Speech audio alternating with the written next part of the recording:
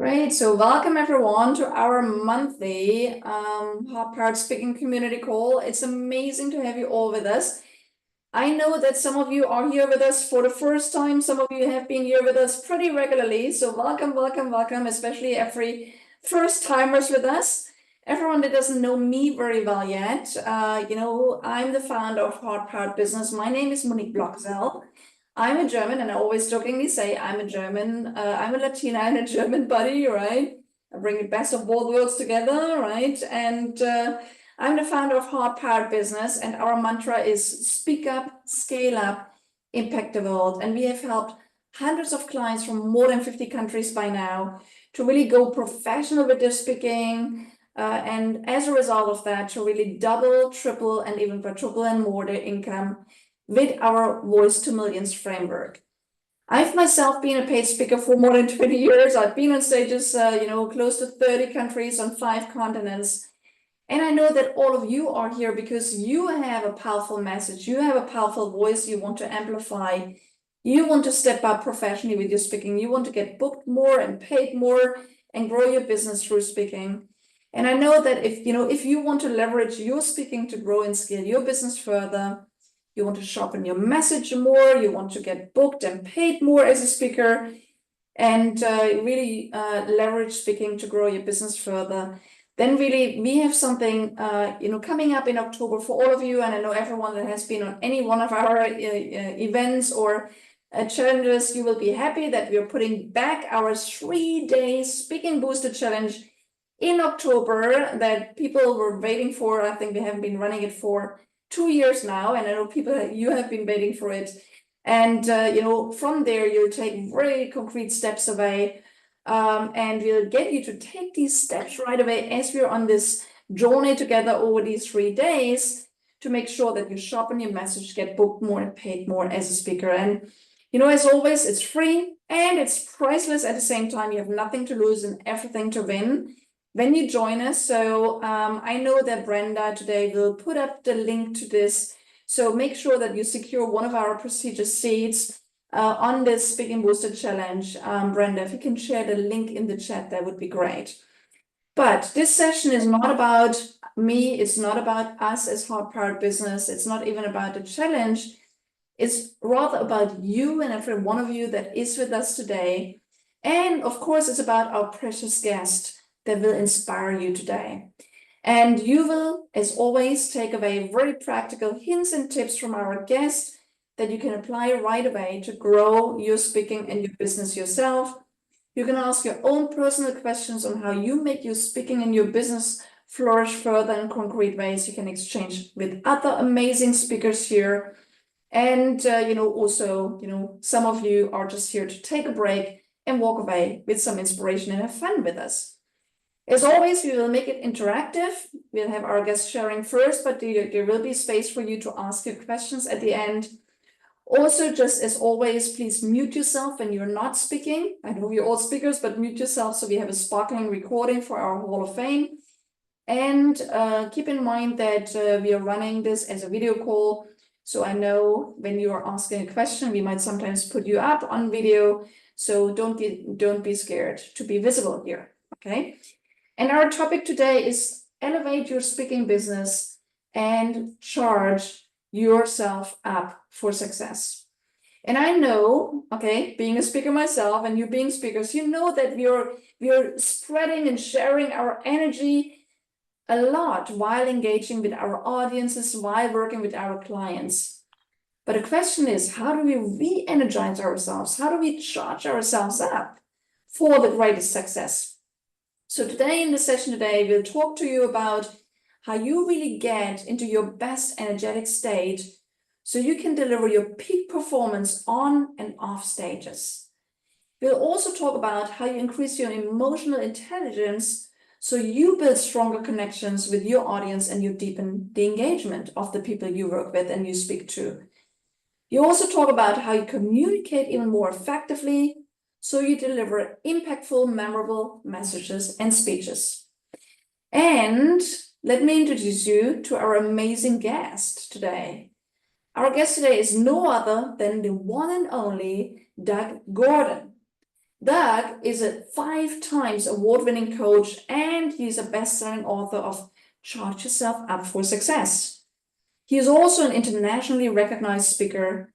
He's been for more than 20 years in the finance world, where he was acknowledged by the Times and other really prestigious media for his success as a C-level business leader himself. Doug, in the meantime, has transitioned to helping organizations and business and individuals to really align to their highest potential. His mission today is to help people and companies create more wealth, health, and happiness by unlocking passion, purpose, and productivity in both work and life. Doug has spoken at many prestigious stages, for example, at top institutions like Cambridge and Stanford. He appeared on national TV and hosted hundreds of radio shows and podcasts. I mean, he has a whole range of expertise from leadership development, sales training, workplace well-being, and his focus now is on holistic personal and professional growth. And there's so much more to say about Doug, but let me welcome Doug and share with me a wholehearted welcome applause, okay? All of you, okay? Welcome, Doug. Doug, it's amazing to have you with us today. Monique, thank you very much. I must have paid you a lot of money to put that beautiful intro in. Thank you. Well, obviously, we're talking about heart-powered business. So in terms of speaking on stage, one of the things I actually do when I first start off, I'm going to do to showcase today, is I always put my hand on my heart and I would say, I am Doug Gordon, I am my heart. Please let me connect the hearts of the audience in order to bless rather than impress and add as much value. And what I'm doing there, and you can obviously do this yourself, is I'm intentionally voicing out loud to come from a place of love rather than a place of ego and fear. And what happens actually is that when we do that, we actually speak more concisely and clearly, because we don't really matter if we make a mistake, because we know we're just coming to try and add value and come from that place of love. So that's the first thing I would say in terms of speaking. Second thing, I'm sure a lot of you in sales, I'm sure we're all in sales, let's face it, hands up who's in sales in some way or form, selling an idea or selling to a stage or selling to your team or whatever it might be. I'm sure at some stage you might have walked into a room with some difficult people who might have had an argument or something like that. And I'm sure at some stage you might feel like turning around and walking straight back out. Anybody had that? Hands up, anybody? Yeah, we all have, right? Or alternatively, if you're having a really busy week in work where you're absolutely knackered, but you end up having a conference to go to at the end of the week, you go, you have an amazing time, you feel fantastic, you're dancing your socks off, and the next day you feel amazing. Anybody had that, even though you've been tired before? Anybody? We all have, right? What is that? Anybody? Anybody want to put it in the chat box what that is? No? A few people starting to type. Well, Melatonin, very good. Yeah, it's related to that, absolutely. Sorry, I have to see that is. Jill, thank you very much. And, it is inspired. Yeah, absolutely. Well, it's energy, of course, dissipating from one person to another. And when we put ourselves in the right place, the right time, with the right people, we can energize ourselves up to another level as well. And quite often we can feel energy when we're in rooms with other people as well. So I'd love to know just energetically where you guys are all sitting now. So please share in the chat box where you are in terms of town or city or place around the world, just so I can get an idea of who I'm speaking to. So I understand who we all are. Oh, lots of lovely people here. Let me just go into there. Cambridge, oh, very good, very good. Cambridge, Florida, Maryland, Cyprus, Rome. I've been to Rome, it's beautiful. Munich, beautiful. Cape Town, wow, what an international audience. That's fantastic. Birmingham, we've got a Birmingham girl here. Hello, Marina. I've been to Birmingham many times, love it. I actually went to Tony Robbins in Birmingham last year. So there you go. So we got Seattle as well, Cyprus as well, Florida. I love Florida. I was there with Lisa Nichols speaking in Florida. We got some amazing people from all around the world. So I just want to firstly say I'm so grateful for all of you turning up today, and so grateful for actually listening to me, which is fantastic. So I'm just going to turn that off, and I'm going to share my screen, if that's okay with everybody. Let me see if I can get this to work, and I need to come out of this and move this out of the way. It should have been on my presentation, which it's not. I don't know where it's gone. Let me get it up again. Just bear me. Oh, there it is. Okay. Can everybody see that presentation? Yeah, cool. Okay, right. So as you can see there, that was me up on Times Square winning an award. So today I'm going to be talking about high performance success without stress, within either speaking or within making successful business as well. So you've obviously introduced yourself, so I hope you don't mind me briefly introducing mine. So as Monique was saying, I worked in the investment world for 20 years and did pretty well. As you can see, I grew Columbia Threadneedle's UK business from 50 million per annum sales to 1.75 billion in 6 years. Now, that looks like a bed of roses, but during that time period, it wasn't quite as easy as it sounds. Because obviously, who remembers 2008? Hands up, who remembers the crash and everything like that? Yeah. Well, I was working in the stock market and we had a lot of hedge funds under management. And at that point, obviously, everything went through the floor and people ran for the doors. And at that point, we had to let loads of people go. I didn't realize at the time that I was very empathetic to other people's energies. And I got very, very stressed and ended up having ailments, doctors, specialists, 2 operations that went wrong, 4 years of chronic pain where it was like being punched in the stomach. And then eventually I had a near-death experience where I got another virus, the neurovirus, if anyone's ever heard of that, where I was rushed to hospital, ECG said heart, blood pressure had doubled, run down to X-ray, and on the way down to X-ray, suddenly I was gone. And I was encapsulating this amazing feeling of love, energy, and connection. Nothing like I'd ever felt before. If you go into your heart self and take the most loving thing you've ever had, maybe a child being born and in your hands for the first ever time, or something like that, maybe the day you got married, if you got married. I'm divorced now, so maybe not so much anymore. But anyway, whatever it might be, that you feel that love in your heart and expand that out by about 100 times. That's exactly what I felt in terms of a heartfelt love. There was no man with a beard, but there was this amazing energetic connection that I was bound to and realize now that binds us all as well. So at that point, obviously I came back. I had the near-death experience, but I thankfully came back. Otherwise, I wouldn't be talking to you guys. And I'd worked in 21 years for all the companies down the bottom there, but I realized I needed to change my life in some way or form. So since then, as you can see, I've written a book, Charge Yourself Up for Success, testimony by 3 New York Times bestsellers, including Stephen Covey, and Lisa Nichols from The Secret Film, Dr. John DeMartini from The Secret Film, and a load of others as well. So that's available all over the place. It's with a proper publisher and everything like that. Won a few awards, a few accolades, and work in terms of coaching, consulting, and speaking on stages all around the world. In terms of my services, you can see there just a few things, you can get it online on LinkedIn. Please link in afterwards as well. And if you enjoy the presentation, I always say to this, when you're ever doing a presentation like this, do ask for a LinkedIn recommendation or one of those LinkedIn tips, because let's face it, I am doing this for free. So if there can be an exchange for energy to make this fair, it helps everybody. So in terms of how can we make sales or how can we perform better, make a better performance on stage? And I have a MAKE acronym, which is mindset, actions, knowledge, and energy. I actually believe this acronym is applicable to absolutely anything in the world. I have joked with my girlfriend that even in terms of making her happy, in terms of having the right mindset, in terms of positive mindset, taking the right actions, whether it's doing the dishes or whatever it is, knowledge of and understanding of what her needs are, and energy in terms of putting lots of positive energy in.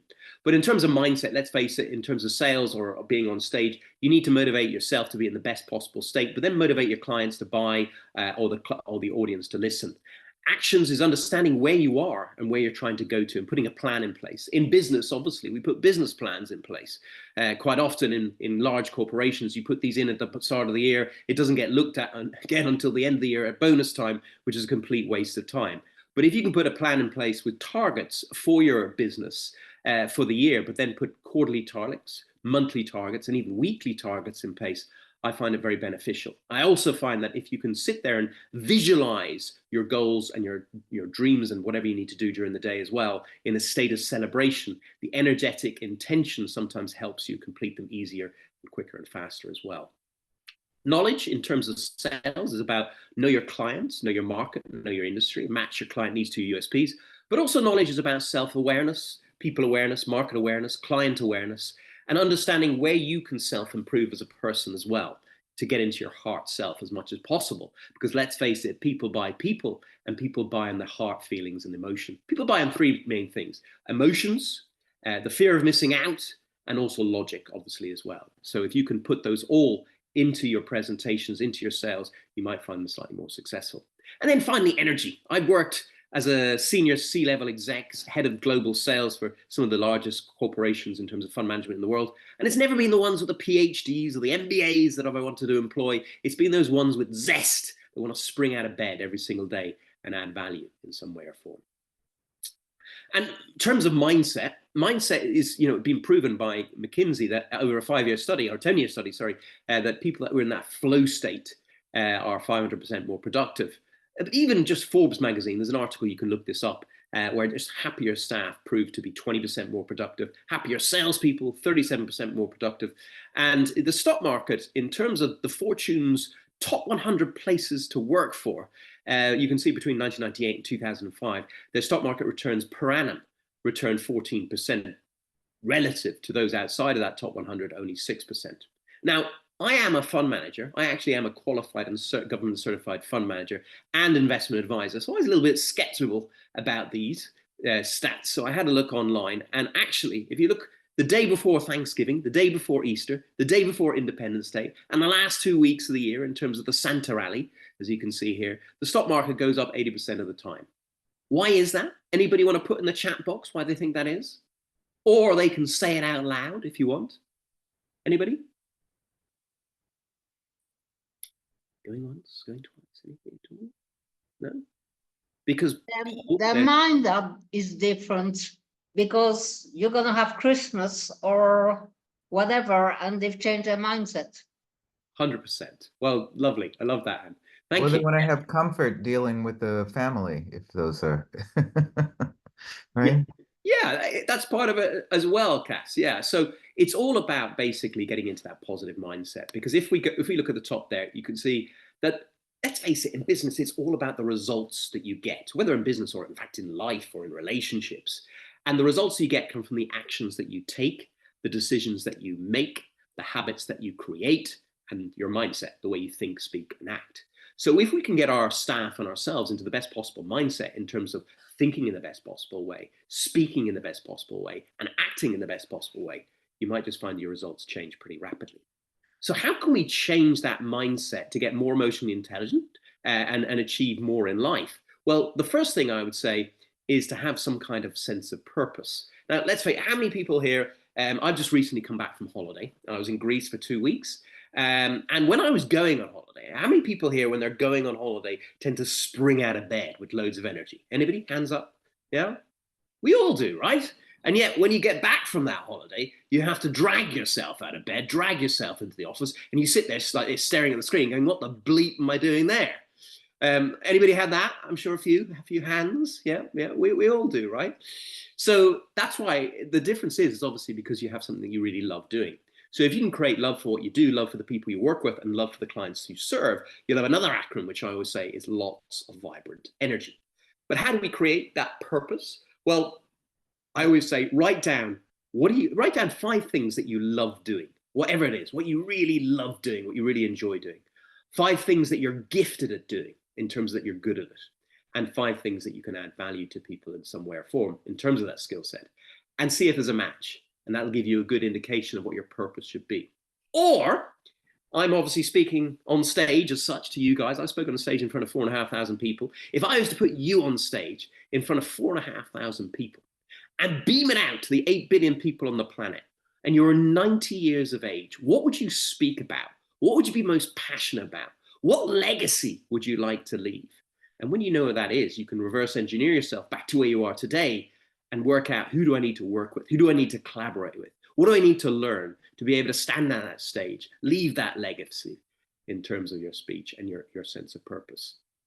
The other thing to remember, though, as well, is some of us go through some crap. Like I said, I went through a near-death experience. I've gone through a marriage breakdown, many other things, ailments and stuff like that. I'm sure all of us, anybody else here had something like that happen? Anybody?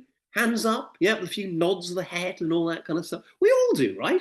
We've all had something, and that's what life is about. I believe that life is about learning and growing. And if we can turn our mess into a message to give it meaning in some way or form to help others, that can create purpose in our life too. And the final thing is, if you're stuck in your job and you can't change your life in some way or form, then it's good to have a look. For example, when I was in the investment world, I had an IT guy who was working for me. His name was his name was Kevin. And Kevin came up to me one stage and he said, Doug, I'm fed up. I'm leaving. I don't know what to do. You know, every single day I get people ringing me up with IT issues, complaining about this and that. I don't feel I've got a purpose. And I said, Kevin, have it in a different mindset. Think of it, in fact, actually, that when you solve one of those problems, you're actually helping us do better deals, better valuations, better transactions, and help the end customer. So actually, you're helping that granny or grandpa retire younger, give more to their children, buy a better retirement home, or have a better life. So if you can interlink what you do in your job, or even what your staff do in their jobs, even if they're a secretary or a cleaner or whatever it is, how energetically it adds value to people in some way or form, it might just help you have a bit of more energy. So that's how you can, 4 ways to create some purpose in your life, or create purpose in other people's as well. Now, having said that, all of us sometimes have a few things that we get triggered at. And, you know, the word distraction has the word action in it, but we need to get rid of the distract bit to make sure that we can get the right action going. And in order to do that, if I can get this to work, we sometimes need to restore ourselves from the top picture to the bottom picture to get ourselves back into peak performance. And quite often what I find is that people aren't even self-aware enough to understand what their triggers, traumas, and flaws are. So once you've realized in terms of your sense of purpose, what you're good at and what you're gifted at, it's also worth looking at what are your triggers, what are your traumas, what are your parental programs, the things that hold you back, the things that annoy you about other people. So write all of those down. It might be lack of patience, it might be controlling, it might be night energy, wanting to prove everybody right all the time, or that you're right. Whatever it might be, write down what they are so you can have an understanding of them and a sense of awareness of them. Then secondly, have a look at 5 people in your life and choose a mum or a dad, because you generally model them in the first 7 years of your life, and write down all the areas that you see in them that they sabotage themselves with, or in some way or form you don't like them. And you know, you can see it in other people. But also remember that when you point the finger, there are always 3 pointing back at you as well. So I always say that people quite often say to me when I'm doing coaching with them, they say that their ex-boss or their ex-partner was a right narcissist. And especially if it's a partner, I always say, well, how long were you with them? And they often go, 10, 20 years. And I said, well, did you love them? Oh, I loved them for 19 years. And they turned into a narcissist in the last year. And I'm like, okay, is it perhaps that maybe, just maybe, something cropped up that actually was reflecting back, that was in you, that triggered you so much that it annoyed you? Because quite often the people that come into our lives mirror back areas that we need to self-improve on ourselves. And actually in my book, I have an acronym for narcissist of neglected awareness reflecting conditions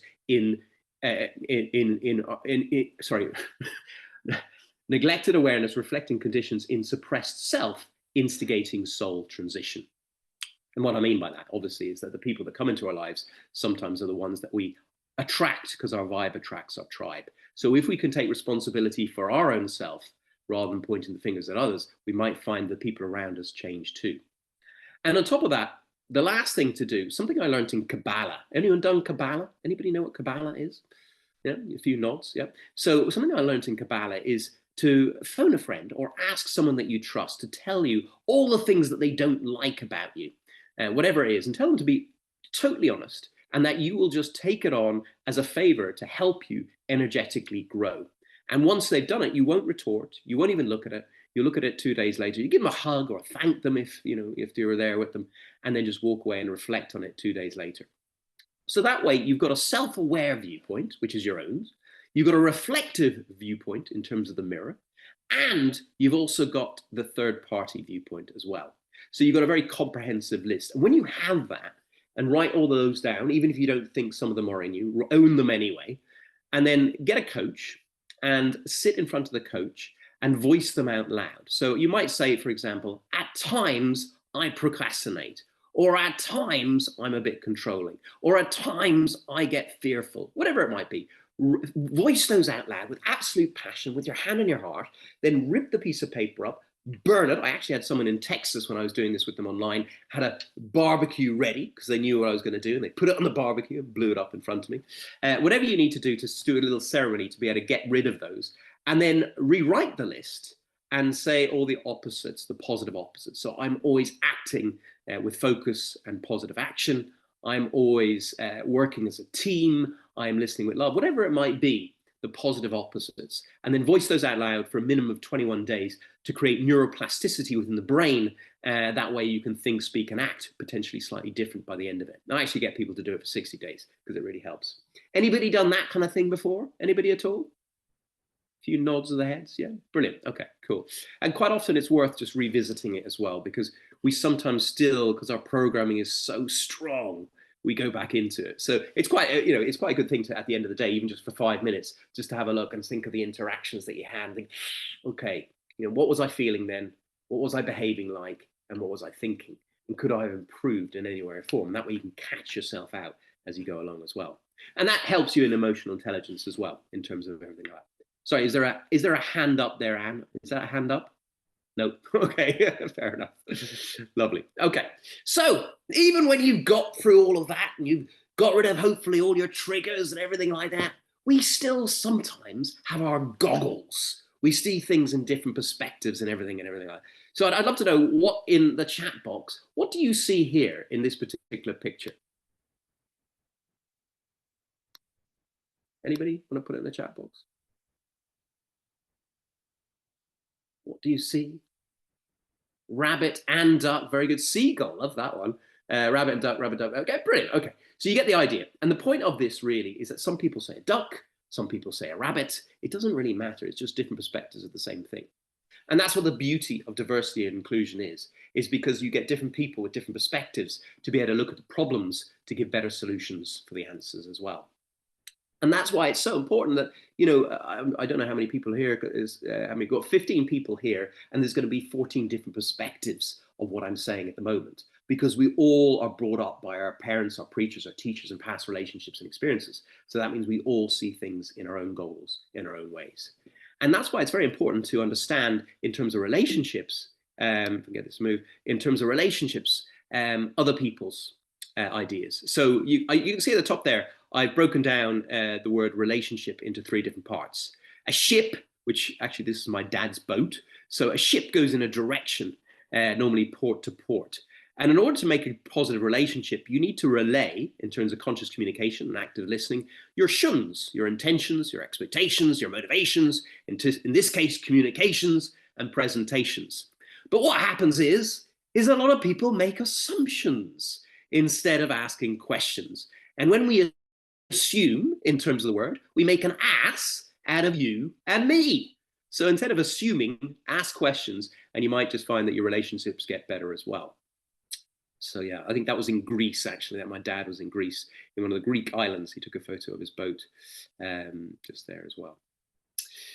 So if I can get this to move, and it doesn't seem to be moving. Sorry, I don't know why that was there. Right, and anybody here, how many people here speak professionally on stage? A few? Okay, a few. How many people here, when they spoke in public, get a little bit nervous at times? Anybody? Anybody? Yeah, a few nervous times. Brilliant. Okay. Just sorry, there's a couple of chat things there. So I've got Jack Daly here, and Jack Daly I interviewed on my radio show. We became friends. He then got myself, and top right there, Jerry Duffy, who's speaking at my Leadership and Life Mastery Summit, as you can see behind, on Saturday. And Jerry did 32 marathons in 32 days and 10 Ironman in 10 days as well. He actually won the DECA Ironman Championships worldwide. And Jack asked us both, as what he perceived as the top 2 speakers in Ireland, to come and speak at his event. And Jack is a 30 grand a pop speaker. He's spoken on stage with people like Tony Robbins and many others like that. And you can see us speaking at this small workshop there. And at that point, when I turned up, this is back in 2018, I'd only been out of the corporate world for about, I don't know, maybe 6 months.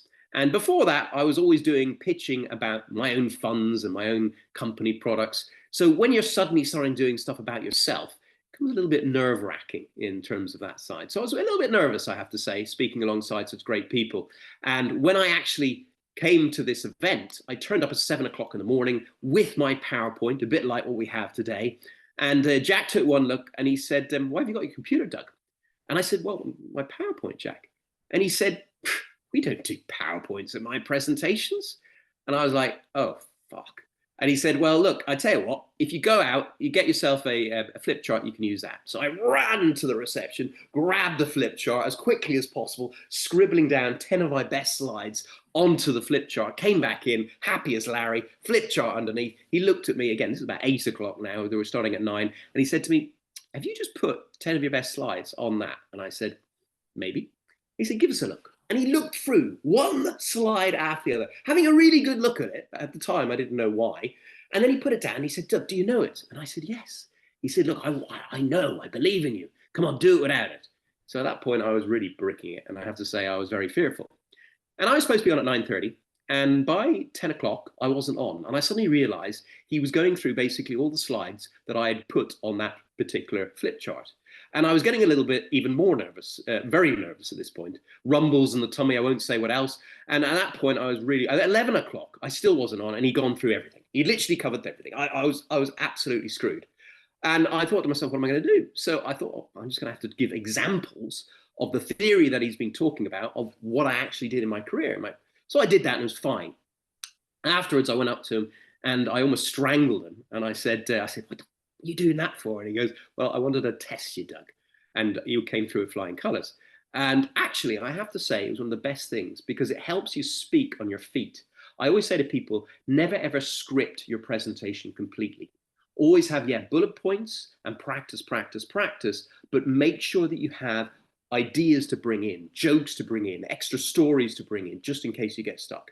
Because I've seen people actually get stuck in these presentations, so it's very important to do this. So I'm going to give you some tips in terms of getting over the fear of speaking. Actually, just before I go into that, I will say that, who knows Dr. Joe Dispenza here? Anybody? Yeah, I've met him. I love him. I think he's amazing. And who knows Stedman Graham, Oprah's other half? Anybody know him? No. Stedman Graham is Oprah's basically husband, but they're not married. They've been together for like 20 years. Anyway, they both spoke at a summit over here in Ireland.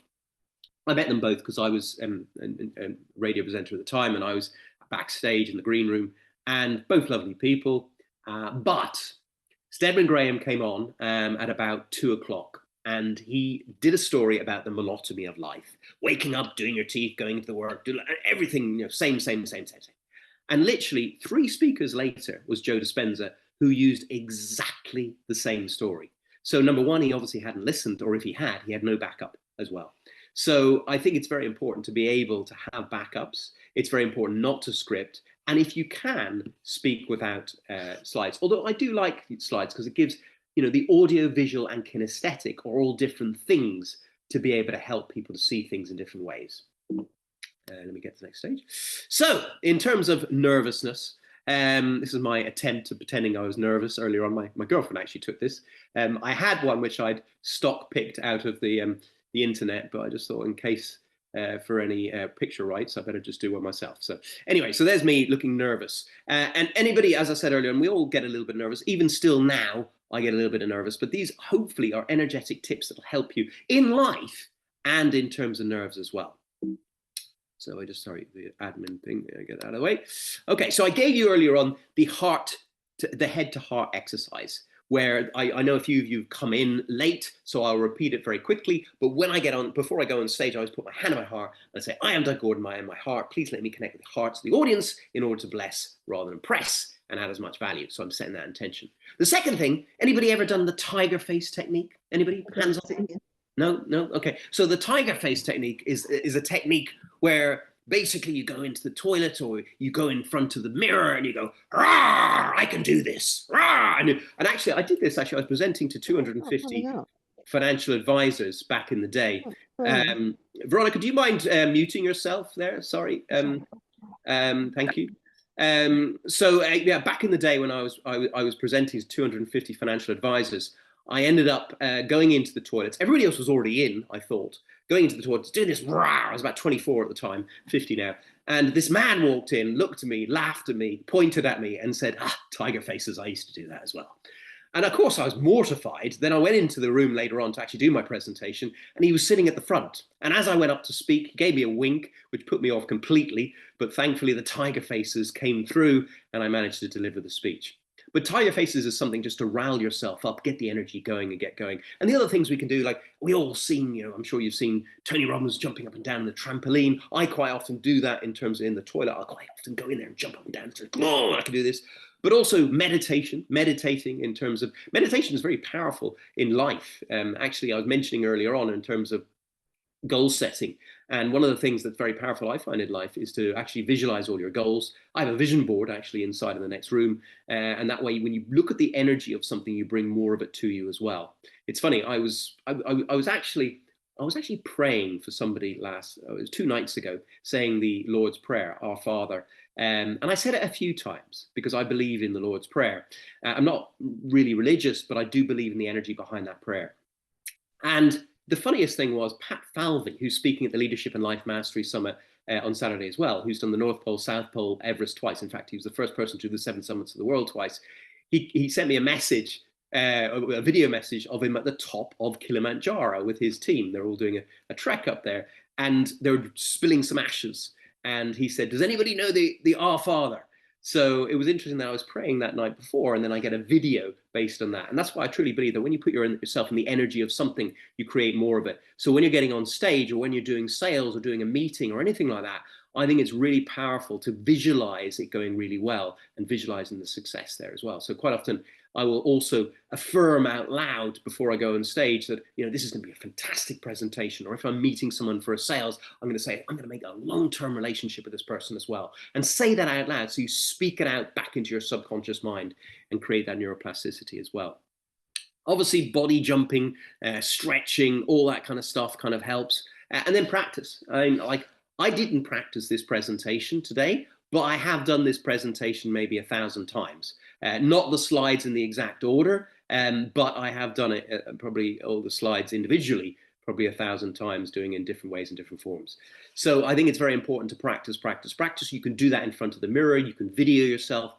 Quite often I critique my videos all the time, even now when I do them, and try and work out where I could improve as well, because I want to deliver the best for the people that I'm working with, if that makes sense. And also know your audience. When I go to any event when I'm speaking, I try and be there early in the morning. I try and meet as many people as possible. And that way, when you're speaking to somebody in the audience, when you're telling a particular story and you're on a particular sentence, I might focus and say, all right, well, Jill, blah, blah, blah, and I'd look at Jill. And then I might go on to Anne, and then I'd say the next one to Anne. Rather than just scanning the audience, which a lot of people do like this, it's much better to focus on one person and then move on to the next. I was speaking at Croke Park, which is Ireland's biggest, they have 80,000 capacity there. There was only 1,000 in the actual room. And I was speaking there about 2 years ago, and I spoke to specifically looking at people I'd never met before, but specifically looking at people and then moving on to the next person. And it was interesting, no joke. The 5 people I looked at the most all contacted me on LinkedIn to say, thank you so much for your presentation, really enjoyed it. So it just shows you that you can really create energetic connections with people just by doing that while you're on stage as well. So I highly recommend that as well. So just to give you how to get into with people in terms of either maybe consulting roles, coaching roles, corporate training roles, or anything like that. Obviously, there's maybe, let's say for you, there's probably a potential of maybe 100 summits out there that you could do, but there's 1 million companies out there.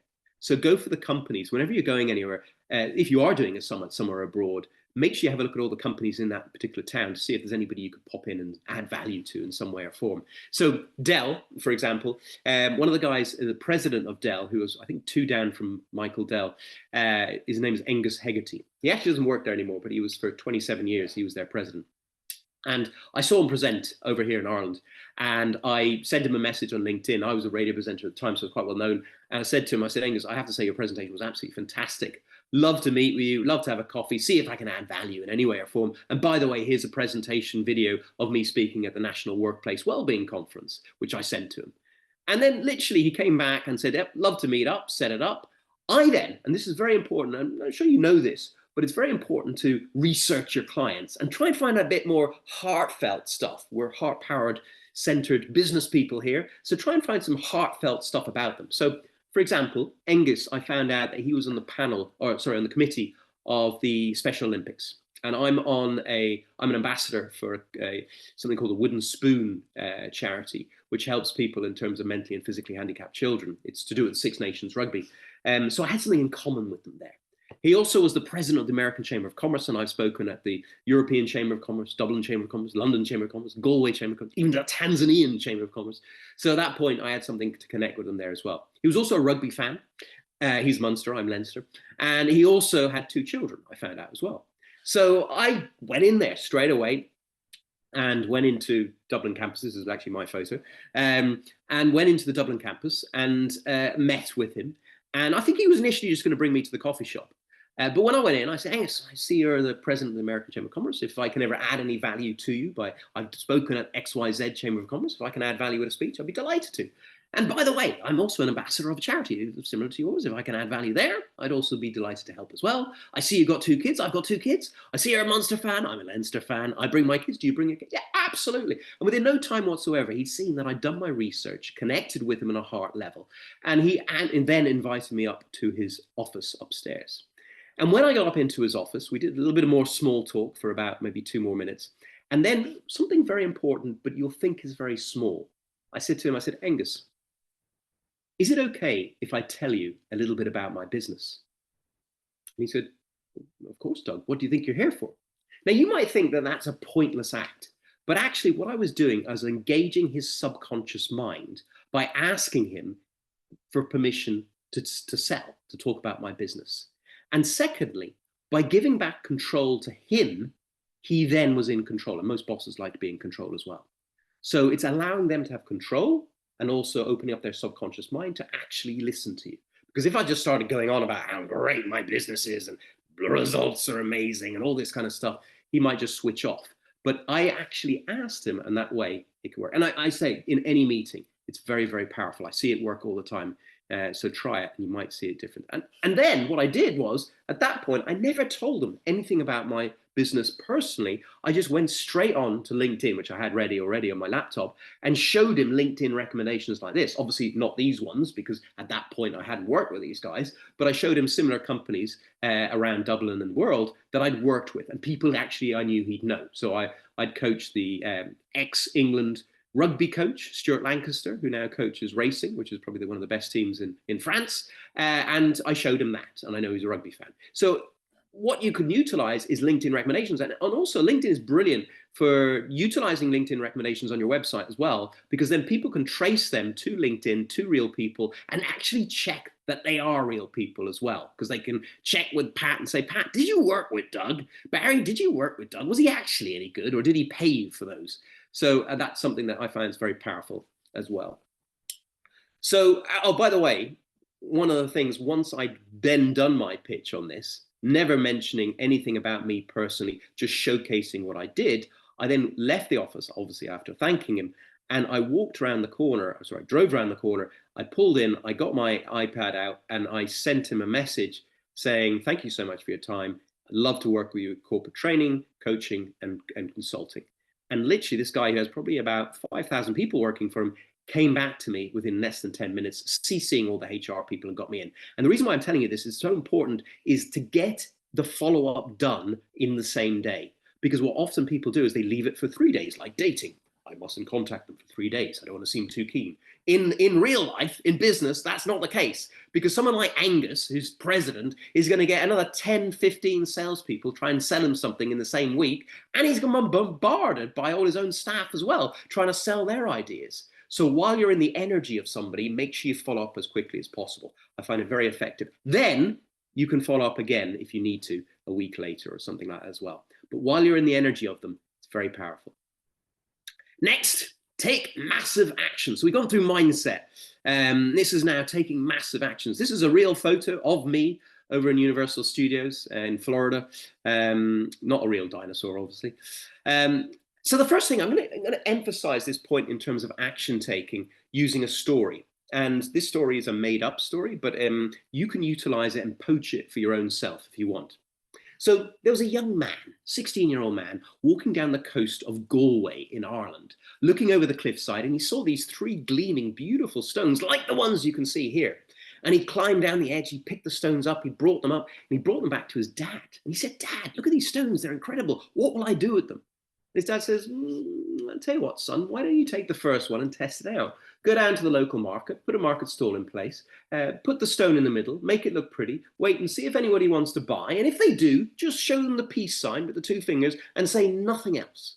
So he goes down, he makes a market stall, he makes it look pretty, puts the stone down, waits. This lady comes up and goes, wow, that's such a beautiful stone. How much do you want for it? €2, deal done, thank you very much. And off she goes. She's happy as Larry. He's happy. He goes back to his dad. He goes, Dad, I got €2 for that one. What will I do with the next one? And he says, well, I'll tell you what, son, why don't you go down to the local diamond merchant? He sells precious stones. Show him the stone. If he wants to buy it, say nothing else, just show the peace sign and see what happens. He goes into the diamond merchant, he shows him the stone. The diamond merchant goes, wow, that's a beautiful stone. I'd love to have that for my collection to sell. How much do you want for it? €200. Deal, done. Thank you very much. And he goes back to his dad. He goes, wow, Dad, €200 for that last one. What will I do with the last one? He says, I'll tell you what, son, why don't you go up to Dublin, go to the National History Museum, go to the Precious Stone Department, find the professor, show the professor. If he wants to buy it, show him the peace sign, say nothing else. He goes up, he finds the professor, shows the professor. The professor goes, wow, that's one beautiful stone. How much do you want for it? €20,000. Deal, done. Thank you very much. And he goes back to his dad. He goes, Dad, that's amazing. But what does this mean? And his dad goes, don't you know, son? If you value what you have to offer and hang around with the right people, you get very different results. And I found this in my sales in the investment world all the time, where I would go into a financial advisor with the same presentation and I might get £1 million. I'd go into a stockbroker, 5 million quid, a private banker, 10 million quid. I'd go into an institutional pension fund manager, and one of them gave me 285 million sterling in one go, based on the same presentation. So if you put yourself in the right place at the right time with the right people, you get very different results. So if you are traveling and you're getting yourself a coffee or a drink and you have a bit of time, why not go into the best hotel in the area rather than going into the Costa or the Starbucks? Because you might just put yourself in a place with some rich people or people that might change your life in some way or form. And I used to travel business class just from Dublin to London on CityJet, not because I'm big, I'm only 5'8", but because I always put myself in the middle seat as well, because you never know who you're going to be sitting next to either side of you can chat to. And I did, and I chatted to a guy who's the CEO of Game On Media. He brought me in and paid me £5,000 to speak 45 minutes in his business as well. So it just shows you, really put yourself in the right place and it can make a massive difference. And sometimes that investment can make the massive difference as well. And value you, you're worth it. So anyway, so in terms of valuing you, this is a brief one in the middle. If anybody wants to come to the Leadership and Life Mastery Summit this weekend, it is online. It's in Ireland. If anybody is in Ireland, I don't think there anybody is. It's in Ireland. We've got some amazing speakers. You can see Marissa Peer, Stephen Covey Jr., Pat Falvey, the guy who did North Pole, South Pole, myself, David McGowan, he owns 8 magazines, TV magician David Burgess, Jerry Duffy, and a few other great people as well. So we've done this before, great feedback before. If you fancy coming, it'd be great to see you. There'll be some great speakers all day. So that's putting yourself in the right place, the right time with the right people. Knowledge. In terms of knowledge, so I mentioned LinkedIn earlier on, and I just want to give you a bit of idea in terms of LinkedIn. LinkedIn, a couple of things that you can help you. The first thing that I do, say, for example, with Leadership and Life Mastery Summit, is I will change my title quite often on purpose. Because what happens is if you change your title of your job, automatically it goes out to all the people in a notification saying, Doug, congratulate Doug on his new job. Now, I'm not looking to be congratulated on my new job. I'm just creating awareness about my event. So whatever you might have, you could even do it if you have a new book, you can put author at, for me, charge yourself up for success, for example. And you could do that for an event as well. So obviously on LinkedIn, I'm sure a few of you have used events before. Very effective way of inviting, you get to invite 1,000 people, which is fantastic. You can also see Niall Quinn, the famous footballer there, middle right. I did an article on him. You can see in my published newsletter, Charge Yourself Up for Success. There's now about 4,000 people, I think, in that. But you can see here that that goes out like a free MailChimp to all the people as well. It goes into their actual inboxes as well, which is a lot of added value as well. And polls, I'm sure a few of you use polls. As you can see, I've got 6,500 impressions on the one on the left-hand side, so that can add value as well. So, and the most important thing, we're talking about heart-powered business. I actually put a post up recently about my son doing really well in his exams. And I got almost 30,000 views of it, which was way, way more than anything else. It was just a picture of myself and my son and me saying how proud I was, and that we shouldn't actually be proud. because it's not us doing anything. It's them that are doing all the hard work. But we should be just happy for them as such. Anyway, and my point being is that the algorithms within LinkedIn go much more for heartfelt stories than you trying to advertise yourself or make yourself look good as well. So if you can come up with heartfelt ideas in terms of marketing, it can really help. And as I said, the LinkedIn recommendations can be very powerful as well. Now, who's heard of Dr. Emoto? Anybody? Yeah, Anne has. A few others, I'm sure, as well. Yeah, Dr. Emoto. Okay. So a few of you have, a few of you haven't. So just to explain, the reason why I'm showing this is because I mentioned about being in the right place at the right time with the right people, but it's also very important to make sure you don't hang around with a bunch of clowns. And this is the very reason for it. Dr. Emoto did these experiments in water. So if you take my water here, he would get maybe 3 containers of water like this, and he put labels on the outside: thank you, disgust me, and love, and everything like that on these. And he put them into different rooms with different students, and they'd speak to it. They'd literally go, I love you, I love you, I love you, to the water. I know it sounds mad, but they did. And then thank you, thank you, thank you to the other one, and then hate or disgust to the other one. And then he took this water, he put it into the freezer and froze it for 3 days, took it out, and then had a look at the molecules of water with the strongest microscope you can possibly imagine. And these are the results, some of the results. You look at it online, it's true. He was nominated for a Nobel Prize because of this work.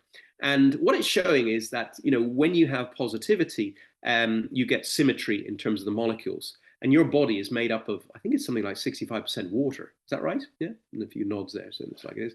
So in terms of that, you know, let's face it, you need to make sure that you're hanging around with a bunch of positive people. And also, most importantly, who's the person who talks to yourself the most? Yourself. So make sure it's positive in those ideas as well, because when you're talking negative talk, self-talk to yourself, that can really affect your own body, as you can see here as well. And the flow of energy within your body is incredibly important, so that you get more done in less time and less stress. And talking of energy, before I go into energy, is there any questions? Any questions from anybody? No? Yeah, we had one from Jen. She was often, how often a week are you reaching out, asking strangers about speaking opportunities? Say that again, sorry. How often? So Jen would like to know, are you reaching out to, to people about speaking opportunities? And if so, how often? Well, when I first started, 100%, yeah. So I was looking at all the different summits around. I was having a look. I actually have a full, if you come to my presentation skills training, I have a full part on this. But yes, 100%, I was reaching out as much as possible to any summits that were out there, any corporations, organizations, companies, 100%. And I do it on LinkedIn. I do it with telephone calls, cold calling. And yes, absolutely. And it's important to understand, firstly, what is your price? What is your value? What are you adding value to? What is your niche? So you can target the right people and make sure that you are not wasting their time or your time as well.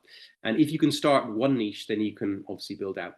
To be honest with you now, I do get asked to speak quite often like this, but also paid to speak in public places. So I don't have to do it as much now, but used to all the time as well. There's another message come in. Let me see what the question was. I'll get the chat box up. No, I think that's it. Okay, cool. Any other questions before we go on?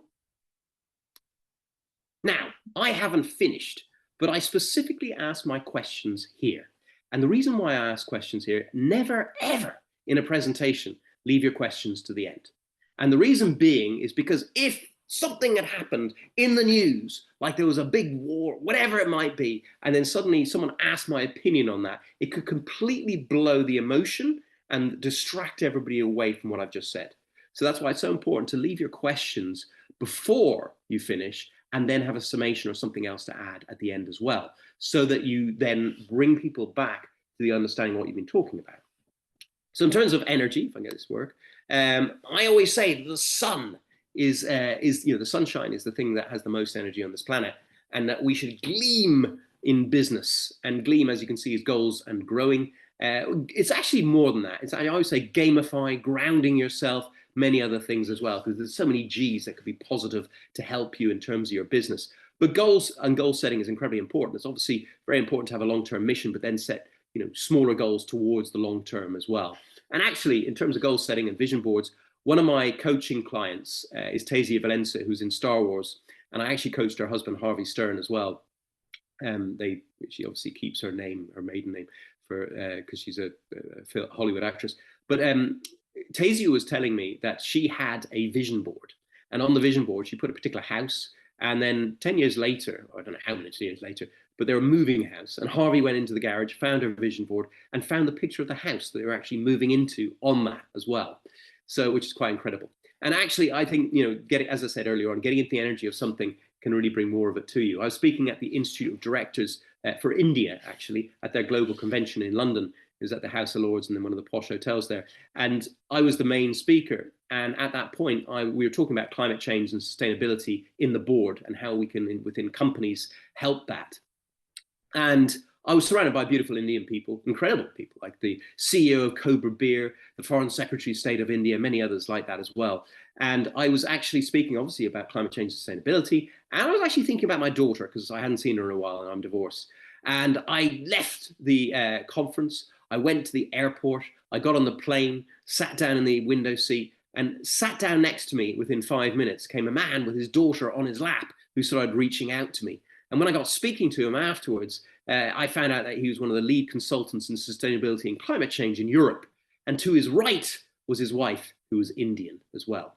So that's why it's really important to have those goals, have a vision board, do affirmations in terms of your goals, put them in I am grateful statements as if you already have them, and that'll help you towards those goals as well in terms of cementing them in your energy, in your mindset, and even in your heart as well.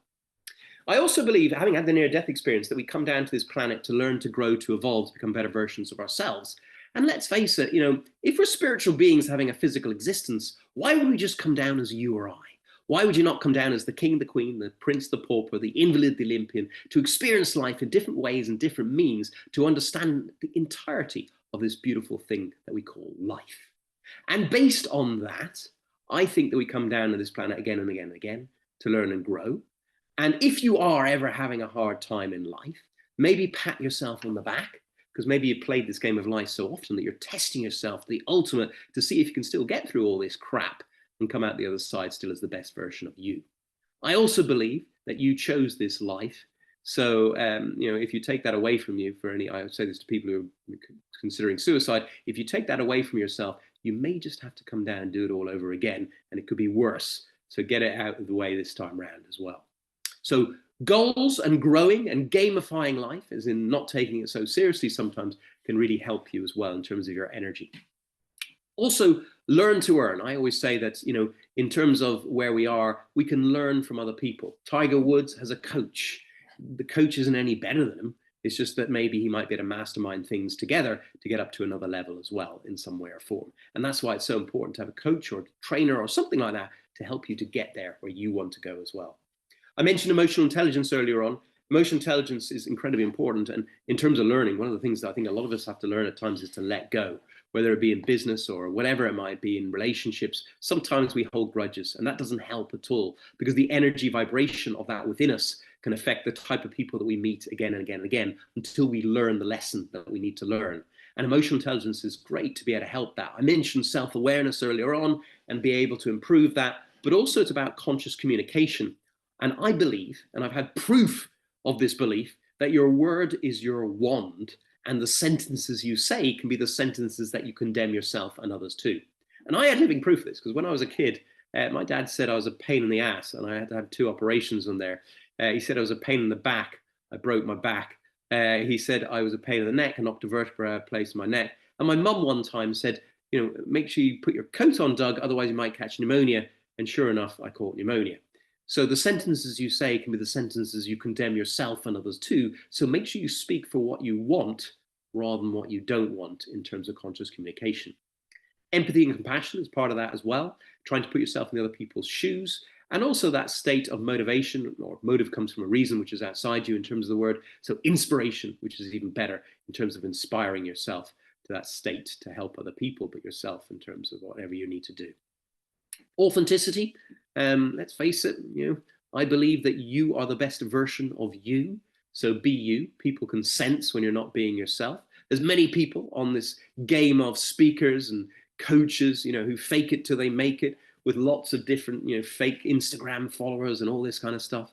It's quite frustrating, I say, at times when you see these people with millions of followers, and then you look at someone who's legitimately authentic, like Sharon Lecter, who co-wrote Rich Dad, Poor Dad, and has advised 5 different presidents, I believe, and is a friend of mine. And she only has 28,000, only 28,000. It's just 28,000 is fantastic. She just doesn't buy them.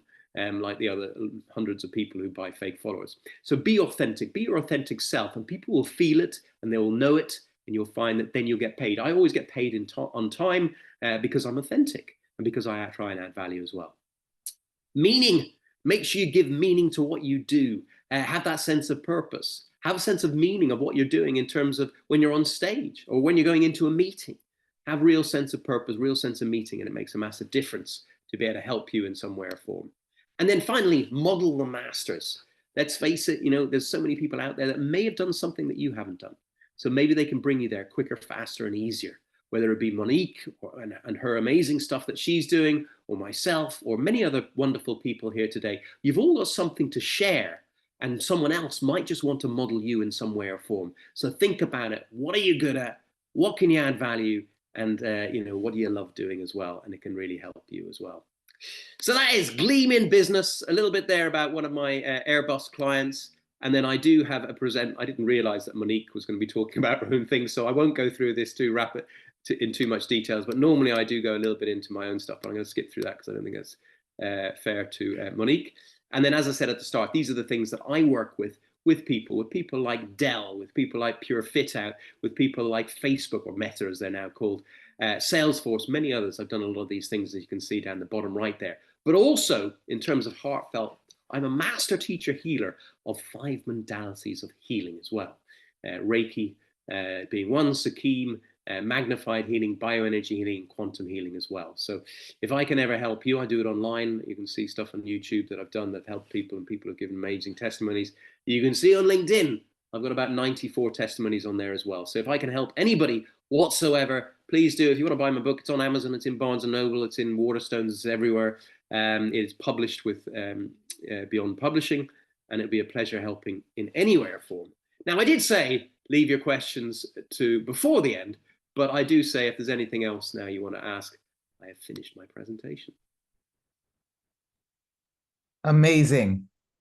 Yay. Amazing. Thank you. Thank you, Cass. You start getting some things used in. Doug, there was also a question still from the other Doug in the room who was asking, what was your biggest challenge when you were starting out, when you were beginning as a speaker? Imposter syndrome. I still get that from time to time, because when you've been in the investment world for 21 years, working your way up from basically customer services to a C-level exec, it's fine because you can see that progression and everything like that. But when you suddenly become a speaker, coach, consultant, and you're out there and suddenly you're working with the CEO of one of the largest tech firms in the world, or you're coaching a international rugby coach or a sports star or a Hollywood actress, you kind of think, why would they listen to me? So I still get that from time to time. So often, I always used to be against the idea. I always used to think it was egotistical to have a trophy room. But actually, in some way or form, it's not a bad thing, because you can go in there and remind yourself of the energy that you were in when you achieved whatever you were going to achieve, or when you helped someone in some way or form. So I still at times get imposter syndrome, where I sometimes go back and I think, okay, I'm not in the energy that I need to be in. I'm going to go and read a few of my LinkedIn recommendations or my Google 5 stars or whatever it might be, to make myself feel worthy enough to get the next client, because your vibe attracts your tribe. And if you don't feel it, it's quite often you might say to yourself, why am I not getting clients? I used to get loads of clients. What's going on here? And then you might check, okay, am I doing my I'm grateful statements? Am I meditating? Am I doing exercise well? Am I thinking in the right way? Am I speaking in the right way? Am I acting in the right way? Am I doing what I preach in terms of what I do? And when you have a look and you can take that self-awareness, that can really help. Jill. I've been coaching for 20 years and public speaking my whole life. And I love it and I really enjoy it. I don't get paid for it, but I have tremendous fun doing it. I don't get terribly nervous beforehand, a little, but like you, I know what I'm talking about. I just get on with it. But what do you do afterwards? Because afterwards, when I sit down after I've spoken, I shake, I feel sick, I'm going over everything I said. I'm thinking, I'm questioning everything I've said. What do you do afterwards? Because that's when I get really uncomfortable. Great question, Jill. And do you know what? I used to be the same afterwards as well. And I'm going to give you a trick which will really help. And what I said, Bill, is the first thing to do is ground yourself, because energetically, as I said earlier on, you can walk into a room and you can feel other people's energies. And actually, interesting enough, when I wrote my book, the best time for me to write my book was between 11 p.m. and 3 a.m. And I believe that the reason for that is because everybody else was asleep. And I'm very psychic because of what I do. And because my coaching is very intuitive, psychic stuff, because I can read people. So when you're on stage, if you haven't grounded and almost protected your energy, you're going to be going up there with these people who are maybe slightly jealous, or they're looking at you in a funny way or something like that. And I can see that you're a very heartfelt person, and you might just take on their energy, and that you might take on their fear, their worry, whatever it is, in a different vibration. So if you can ground yourself properly, and you can do this by just basically visualizing yourself going into your heart, feeling the energy in your heart, sending love to your heart, and then projecting that energy down to the center of the earth, connecting with the, almost like imagine an energetic pool of water at the center. No, I understand energy. Yeah. Pull it up all around you. And then I always say the best one is to have the one of violet light. People always put a white bubble of light around them, but I say violet. And the reason being is, if as a healer, people put violet to protect themselves. Sorry, they put white to protect themselves. But by putting the intention that you need protection, puts you in an automatic intentional state that there's a fear or something outside of you that can affect you. Whereas if you put a violet light around you, violet is the highest frequency of light, and violet also, it transmutes lower frequencies to a higher level of energy as well. So by going in there with an imaginary, it's only imaginary, but you're setting that intention of violet all around you, anything negative comes towards you, it's just going to be transmuted into positive energy. And you're going to be going into that room, standing in that stage, feeling like, you know what, I'm just projecting love to everybody. And the only thing that can come out of me is love. And anything that's negative is just going to be transmuted into love. And that way you come from that real heart-powered sense when you're on stage, and you'll actually probably come out feeling vibrant afterwards, and you won't be thinking that way as well. Because what you're doing there is you're coming from here. You're not coming from here. So if you also do the thing I said about earlier on as well, you won't come from that. And you just got to realize that we all make mistakes. It doesn't matter. Who cares? All that matters is that you become better than you were before each time. So it's good that you critique yourself, but don't take and beat yourself up about it. Just learn from it so you can be better the next time. Yeah, it's really odd, but that makes sense about the energy, the vibration they're picking up from other people as well. I get that. Thank you. I always thought it was electric light, like electric blue, because that was like communication. Well, yeah, blue is a representation of communication because of the throat chakra, 100%. And as you can see, I'm wearing blue at the moment. But I still think blue is still protection. And protection means that you feel that you need to be protected from something. Yeah.